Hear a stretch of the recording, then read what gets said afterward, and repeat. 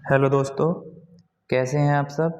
मैं कपिल शर्मा आपके अपने चैनल स्टडी विद कपिल में आपका स्वागत करता हूं। रोजाना की तरह दोस्तों हम GK and GS practice set number 37 लेकर आए हैं दोस्तों। ये प्रैक्टिस सेट आपकी सभी परीक्षाओं में महत्वपूर्ण सिद्ध होगा। आइए देखते हैं क्वेश्चन नंबर 1। क्वेश्चन नंबर 1 है दोस्तों कि हीरा के उत्पादन में किस महाद्वीप का एकाधिकार है। कि किस महाद्वीप का एकाधिकार का मतलब दोस्तों कौन सा महाद्वीप सबसे आगे है हीरे के उत्पादन में। तो ऑप्शन है उत्तरी अमेरिका, ऑप्शन बी दक्षिण अमेरिका, ऑप्शन सी है अफ्रीका और ऑप्शन डी है यूरोप।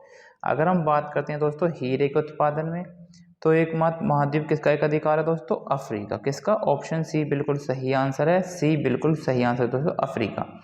और अफ्रीका किस किस में आपका उत्पादन में एकाधिकार है दोस्तों इसका, एक तो हीरा हो गया, एक सोना, किसका दोस्तों, सोने में भी अफ्रीका का ही है।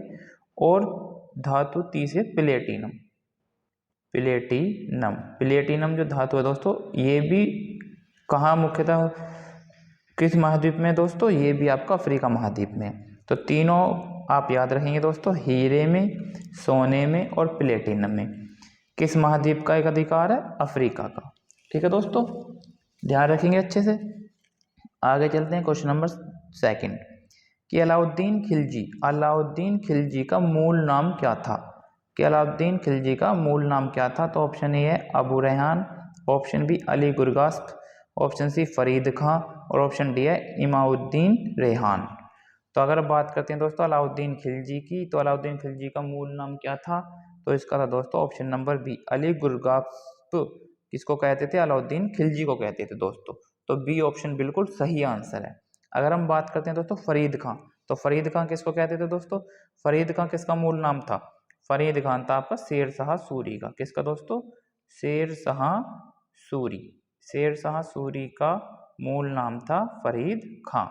ठीक है, दोनों आप अच्छे से याद रखेंगे दोस्तों। कोई भी क्वेश्चन आपसे पूछ सकता है, कुछ भी कोई सा भी क्वेश्चन आपसे एग्जामिनर में पूछ सकता है दोस्तों एग्जाम में। ठीक है, अच्छे से याद रखेंगे। आगे चलते हैं क्वेश्चन नंबर 3 कि national research centre for citrus कहाँ स्थित है। क्या दोस्तों, national research centre for citrus कहाँ स्थित है। तो ऑप्शन ए पुणे में, ऑप्शन बी अकोला में, ऑप्शन सी वर्धा में और ऑप्शन डी है नागपुर में। तो कहाँ हो जाएगा दोस्तों, national research centre for citrus, तो नागपुर इसका सही आंसर होगा दोस्तों। ऑप्शन नंबर डी इसका बिल्कुल सही आंसर है दोस्तों। ठीक है, अच्छे से याद रखेंगे दोस्तों, सेंटर से रिलेटेड आपसे पूछे जाते हैं।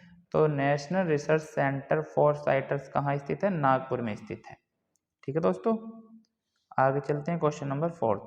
क्वेश्चन नंबर 4 देखेंगे दोस्तों, अच्छा क्वेश्चन है, कई बार परीक्षाओं में पूछा गया दोस्तों। क्वेश्चन नंबर 4 देखिए, खजुराहो के मंदिर का निर्माण किसने करवाया था। कि खजुराहो के जो मंदिर का निर्माण है वो किसने करवाया था दोस्तों। ऑप्शन ए चंदेल शासकों ने, ऑप्शन बी है चोल शासकों ने, ऑप्शन सी है चेर शासकों ने और ऑप्शन डी है गुप्त शासकों ने। तो किसने करवाया था दोस्तों, अगर हम बात करते हैं खजुराहो के मंदिर का निर्माण, तो चंदेल शासकों ने। किसने करवाया था दोस्तों, ऑप्शन ए बिल्कुल सही आंसर है, चंदेल शासकों ने। Option A is the right answer. ठीक है, आगे चलते हैं दोस्तों क्वेश्चन नंबर 5 कि सेब में कौन सा अम्ल पाया जाता है। अगर हम बात करें दोस्तों सेब की, तो सेब में कौन सा अम्ल पाया जाता है दोस्तों। तो ऑप्शन ए है मेलिक अम्ल, ऑप्शन बी है फॉर्मिक अम्ल, ऑप्शन सी है टार्टरिक अम्ल और ऑप्शन डी है एसिटिक अम्ल। ठीक है दोस्तों, तो सेब में कौन सा अम्ल पाया जाता है। अगर हम बात करते हैं दोस्तों ऑप्शन नंबर डी की एसिटिक अम्ल में, तो ये किस में पाया जाता है, ये पाया जाता है दोस्तों सिरके में। सिरका तो आप जानते हो ना, सिरके में पाया जाता है दोस्तों। ठीक है, सिरके में पाया जाता है एसिटिक अम्ल। अगर हम बात करें टार्टरिक अम्ल, तो इमली जो होती है इमली में पाया जाता है दोस्तों टार्टरिक अम्ल। ठीक है, इमली में। अगर हम बात करते हैं फॉर्मिक अम्ल, आपको अच्छे से पता है जो चींटी का डंक होता है दोस्तों, चींटी के डंक में पाई जाती है। ठीक है, चींटी के डंक में फॉर्मिक अम्ल पाया जाता है। कई बार क्वेश्चन ये दोस्तों पूछा गया है, अच्छे से याद रखेंगे। और अब हमारा बचा ऑप्शन ए, तो ये हमारा सेब में पाया जाता है दोस्तों। सेब में कौन सा अम्ल पाया जाता है, ऑप्शन ए मैलिक अम्ल पाया जाता है दोस्तों। ठीक है, तो सारे के सारे ऑप्शन और क्वेश्चन दोस्तों याद रखेंगे कि कोई भी आपसे एग्जामिनर किसी भी एग्जाम में पूछ सकता है दोस्तों कि चींटी के डंक में कौन सा अम्ल पाया जाता है, तो फॉर्मिक अम्ल है। इमली में कौन सा अम्ल पाया जाता है, तो टार्टरिक अम्ल पाया जाता है। सिरके में कौन सा पाया जाता है दोस्तों, तो एसिटिक अम्ल पाया जाता है। और सेब में हो गया आपका ऑप्शन नंबर ए मैलिक अम्ल पाया जाता है। ठीक है, आगे चलते हैं दोस्तों, क्वेश्चन नंबर 6। अब दोस्तों आपके करंट से रिलेटेड क्वेश्चन है, अच्छे से याद रखेंगे कि भारत का पहला आग प्रतिरोधी स्टील बनाने के लिए BIS लाइसेंस किसे प्रदान किया गया है। ऑप्शन है स्टील अथॉरिटी ऑफ इंडिया को, ऑप्शन बी टाटा स्टील को, ऑप्शन सी जिंदल स्टील को, ऑप्शन डी है कल्याणी स्टील्स को। तो BIS लाइसेंस किसे प्रदान किया गया दोस्तों, पहला है, अच्छे से याद रखेंगे, भारत का पहला आग विरोधी स्टील बनाने के लिए जो जिंदल स्टील, बिल्कुल सही आंसर है, option number C is the right answer. ठीक है दोस्तों, सी ऑप्शन बिल्कुल सही आंसर है, जिंदल स्टील। अच्छे से याद रखेंगे दोस्तों, इंपॉर्टेंट क्वेश्चन है, पूछा जा सकता है आपसे किसी परीक्षा में। आगे चलते हैं क्वेश्चन नंबर 7 पर कि मानव हाथी संघर्ष रोकने के लिए गजमित्र पहल कहाँ प्रारंभ की गई है। गजमित्र जो पहल है दोस्तों वो कहाँ प्रारंभ की गई है। ऑप्शन है असम में, option B Karnataka, option C Paschim Bangal और ऑप्शन डी है केरल। तो अगर हम बात करते हैं मानव हाथी संघर्ष रोकने के लिए गजमित्र पहल, तो कहाँ की गई है दोस्तों, ये Paschim Bangal, option number C is the right answer है दोस्तों, सी ऑप्शन बिल्कुल सही आंसर है। ठीक है, पश्चिम बंगाल में शुरू की गई है दोस्तों। आगे चलते हैं, क्वेश्चन नंबर 8 देखते हैं दोस्तों। क्वेश्चन नंबर 8 क्या कहता है कि वकीलों की सुरक्षा के लिए, अच्छे से याद रखेंगे दोस्तों, बहुत ही इंपॉर्टेंट क्वेश्चन है, वकीलों की सुरक्षा के लिए अधिवक्ता संरक्षण कानून लाने वाला देश का पहला राज्य कौन सा है। देखिए दोस्तों, देश का पहला राज्य है और वैसे भी आपसे बहुत इंपॉर्टेंट हो जाता है, तो अच्छे से याद रखेंगे, अधिवक्ता संरक्षण कानून लाने वाला देश का पहला राज्य कौन सा है। ऑप्शन है Punjab, option B Gujarat, option C Rajasthan और ऑप्शन डी है हरियाणा। तो कौन सा हो जाएगा दोस्तों, अधिवक्ता संरक्षण कानून, option number C Rajasthan is the right answer, option C is the right answer. ठीक है दोस्तों, आगे चलते हैं क्वेश्चन नंबर 9 पर कि सेलिब्रिटी ब्रांड मूल्यांकन, क्या दोस्तों, सेलिब्रिटी ब्रांड मूल्यांकन रिपोर्ट 2022 में भारत के सबसे मूल्यवान सेलिब्रिटी कौन है।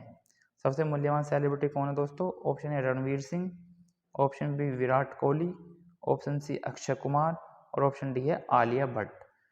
तो सेलिब्रिटी ब्रांड मूल्यांकन रिपोर्ट 2022 में भारत के सबसे मूल्यवान सेलिब्रिटी कौन है दोस्तों, तो ऑप्शन ए सही आंसर, रणवीर सिंह।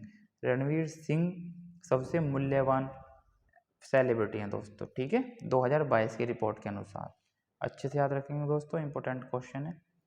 आगे चलते हैं क्वेश्चन नंबर 10 कि प्रति वर्ष विश्व जल दिवस कब मनाया जाता है दोस्तों। विश्व जल दिवस कब मनाया जाता है दोस्तों, 22 फरवरी को, 22 मार्च को, 23 मार्च को या 24 मार्च को। तो क्या हो जाएगा दोस्तों सही आंसर। अगर हम बात करते हैं प्रतिवर्ष विश्व जल दिवस कब मनाया जाता है, तो 22 मार्च को मनाया जाता है दोस्तों। कब मनाया जाता है, 22 मार्च को। ठीक है, और इस वर्ष की थीम क्या थी दोस्तों इसकी, जल एवं संरक्षण, जल एवं स्वच्छता संकट के लिए त्वरित कार्रवाई याद रखेंगे दोस्तों। ठीक है, अच्छे से याद रखेंगे, इंपॉर्टेंट क्वेश्चन है दोस्तों। ठीक है, तो कब मनाया जाता है विश्व जल दिवस, 22 मार्च को मनाया जाता है दोस्तों। थीम याद रखेंगे दोस्तों अच्छे से। आगे चलते हैं क्वेश्चन नंबर 11 दोस्तों। क्वेश्चन नंबर 11 देखते हैं, हमारे देश में अब तक कितनी बार आपातकाल लग चुका है दोस्तों। अब तक हमारे देश में कितनी बार आपातकाल लग चुका है, 1 बार, 2 बार, 3 बार या 1 बार भी नहीं। तो क्या हो जाएगा दोस्तों सही आंसर। अगर हम बात करते हैं हमारे देश में अब तक कितनी बार आपातकाल लग चुका है, तो 3 बार। कब दोस्तों, 3 बार लग चुका है, सी ऑप्शन बिल्कुल सही आंसर है। कब कब लग चुका है दोस्तों, तो 1962 में लगा है, 1971 में, ठीक है दोस्तों, और 1975 में 3 बार लगा दोस्तों। ठीक है, एक क्वेश्चन इससे बनता है दोस्तों, बहुत ही इंपॉर्टेंट क्वेश्चन है कि आंतरिक अशांति के कारण आपातकाल किस वर्ष में लगा था। क्या दोस्तों, आंतरिक अशांति के कारण, तो 1975 बिल्कुल सही आंसर होगा इसका, आंतरिक अशांति के कारण। ठीक है, लिख देता हूँ दोस्तों मैं, आंतरिक अशांति के कारण कहाँ लगा है दोस्तों, 1975 में लगा था हमारा आपातकाल। तो अब तक कितनी बार लग चुका है हमारे देश में दोस्तों, 3 बार लग चुका है। ठीक है, अच्छे से याद रखेंगे दोस्तों। आगे चलते हैं क्वेश्चन नंबर 12। क्वेश्चन नंबर 12 है, भारत के संविधान को बनाने में कितना समय लगा था? भारत के संविधान को बनाने में कितना समय लगा था दोस्तों? 2 वर्ष 11 महीने 18 दिन, बी है 2 वर्ष 11 महीने 11 दिन, सी है 2 वर्ष 9 महीने 18 दिन और डी है 2 वर्ष 10 महीने 18 दिन। तो क्या हो जाएगा दोस्तों सही आंसर? भारत के संविधान को बनाने में कितना समय लगा था दोस्तों? तो 2 वर्ष 11 महीने 18 दिन का समय लगा था। क्या? 2 वर्ष 11 महीने 18 दिन। ठीक है, अच्छे से याद रखेंगे दोस्तों। आगे चलते हैं क्वेश्चन नंबर 13। भारत में उपराष्ट्रपति के निर्वाचन संबंधी विवाद का निर्णय करता है? ऑप्शन ए राष्ट्रपति करता है, ऑप्शन बी निर्वाचन आयोग करता है, ऑप्शन सी सर्वोच्च न्यायालय करता है या डी संसद करता है। तो दोस्तों आपको याद रखना है, चाहे आपसे उपराष्ट्रपति पूछे या राष्ट्रपति पूछे, तो दोनों से निर्वाचन संबंधी कौन निर्णय करता है दोस्तों? सर्वोच्च न्यायालय करता है। कौन? सर्वोच्च न्यायालय। Option C is the right answer. C बिल्कुल सही आंसर है दोस्तों। ठीक है, आगे चलते हैं क्वेश्चन नंबर 14 कि स्वर्ण सिंह समिति का संबंध किससे है? कि स्वर्ण सिंह समिति का संबंध दोस्तों किससे है? ऑप्शन ए मौलिक अधिकार से, ऑप्शन बी मौलिक कर्तव्य से, ऑप्शन सी है राज्य के नीति निर्देशक तत्व से, ऑप्शन डी है नागरिकता से। तो क्या हो जाएगा दोस्तों सही आंसर इसका? सरदार स्वर्ण सिंह समिति का संबंध किससे है दोस्तों? तो ऑप्शन बी मौलिक कर्तव्य। ठीक है, मौलिक कर्तव्य किस समिति के से जोड़े गए थे दोस्तों? तो सरदार सिंह समिति, स्वर्ण सिंह समिति, सॉरी कौन सी दोस्तों? स्वर्ण सिंह समिति की सहायता से जोड़े गए थे। और कौन से संशोधन से? तो 42वें संविधान संशोधन। क्या याद रखना दोस्तों? 42वें संविधान संशोधन के द्वारा जोड़े गए थे। और कौन से भाग में है दोस्तों? भाग 4 क में है। कहाँ दोस्तों? भाग 4 क में। अच्छे से याद रखना दोस्तों, आपको क्वेश्चन बहुत ही इंपॉर्टेंट है, किसी भी प्रकार से आपसे क्वेश्चन पूछ सकता है, तो सारे फैक्ट आपको अच्छे से ध्यान रखने हैं दोस्तों। आगे चलते हैं क्वेश्चन नंबर 15। क्वेश्चन नंबर 15 देखते हैं दोस्तों। 15 क्या कहता है? क्वेश्चन नंबर 15 है दोस्तों, तीनों गोलमेज सम्मेलन में किसने भाग लिया? बहुत ही इंपॉर्टेंट क्वेश्चन है और दोस्तों कई घुमा घुमा के क्वेश्चन पूछता है। इसमें देखो मैं बताता हूँ आपसे किस प्रकार से क्वेश्चन पूछ सकता है कि तीनों गोलमेज सम्मेलन में किसने भाग लिया था। तो ऑप्शन है गांधी जी ने, ऑप्शन है पटेल जी ने, ऑप्शन सी फूले जी ने, ऑप्शन डी है अम्बेडकर जी ने।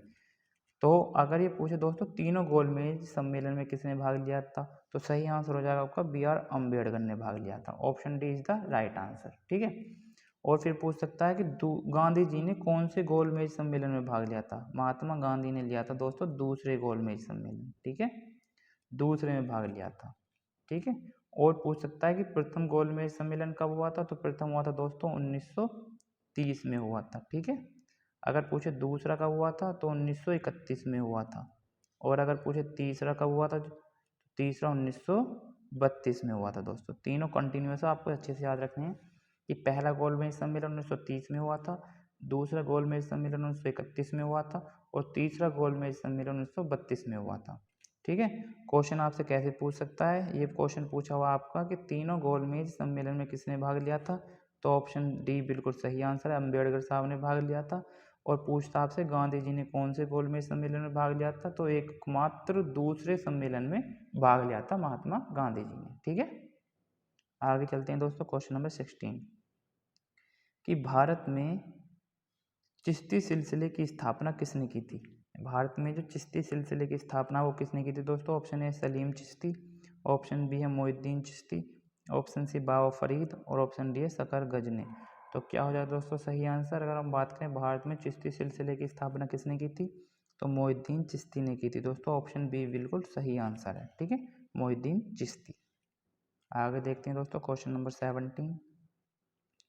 इंपॉर्टेंट क्वेश्चन है दोस्तों, बहुत ही परीक्षा में पूछा गया, एसएससी में और रेलवे में कई बार पूछा गया दोस्तों क्वेश्चन कि निम्नलिखित जंगलों में से कौन सा जंगल पृथ्वी ग्रह के फेफड़ों के रूप में जाना जाता है? कि पृथ्वी ग्रह के फेफड़ों के रूप में कौन सा जंगल जाना जाता है दोस्तों?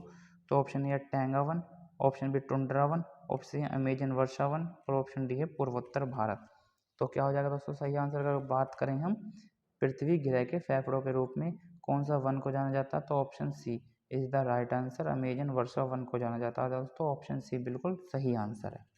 ठीक है, आगे चलते हैं क्वेश्चन नंबर 18 भारत में कौन सा राज्य अपनी सांप नौका दौड़ के लिए प्रसिद्ध है? सांप नौका दौड़ के लिए कौन सा राज्य प्रसिद्ध है दोस्तों? Option A Kerala, option B Karnataka, option C Tamil Nadu और ऑप्शन डी है तेलंगाना। तो सही आंसर क्या हो जाएगा दोस्तों?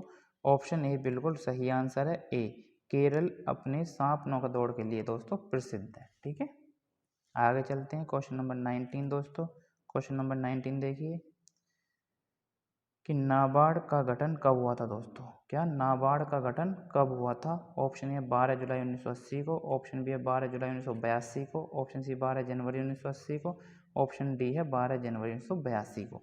तो सही आंसर क्या हो जाएगा दोस्तों? अगर हम बात करें नाबार्ड की, तो नाबार्ड की फुल फॉर्म क्या है दोस्तों? National bank for national bank for agriculture and rural development. ठीक है दोस्तों, क्या हो जाएगा? National bank for agriculture and rural development. NABARD की दोस्तों फुल फॉर्म हो जाएगी, अच्छे से ध्यान रख लेंगे दोस्तों।